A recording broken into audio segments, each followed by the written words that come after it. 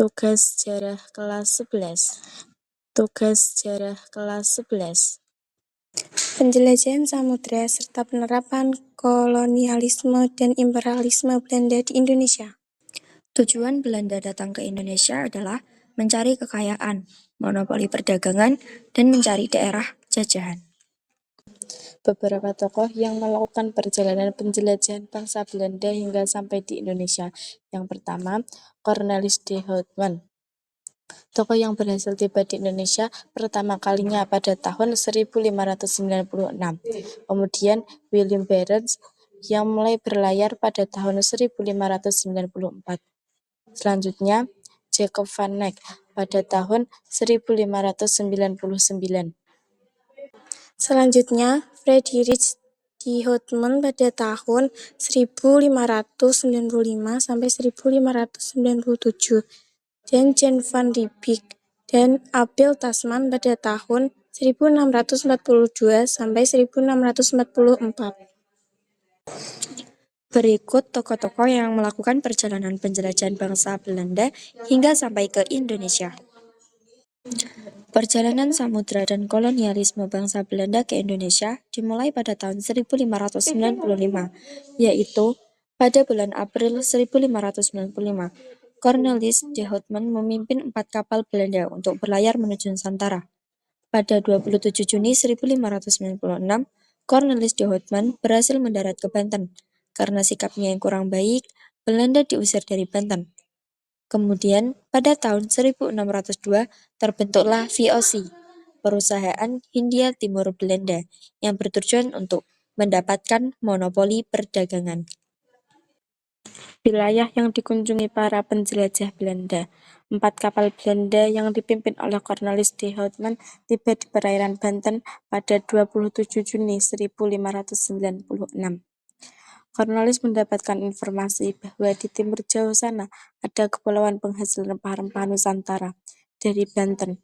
Rombongan ini melanjutkan pelayaran ke arah timur dengan menyusuri pantai utara Jawa hingga ke Bali.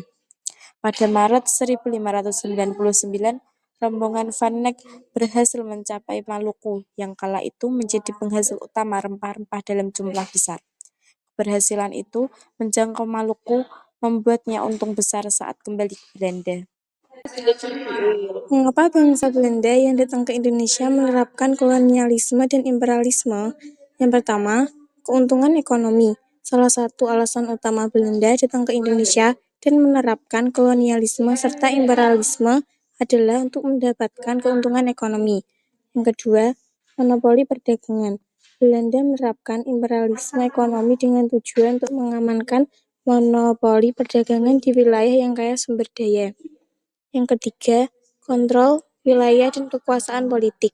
Kolonialisme juga diterapkan untuk mendapatkan kendali politik dan militer atas wilayah-wilayah penting di Nusantara.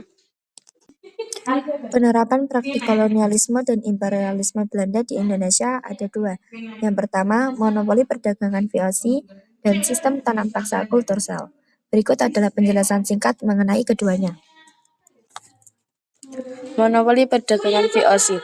Yang pertama, mengendalikan pusat-pusat perdagangan strategis seperti di Batavia yang sekarang menjadi Jakarta, Maluku yang sebagai penghasil rempah-rempah, dan Makassar.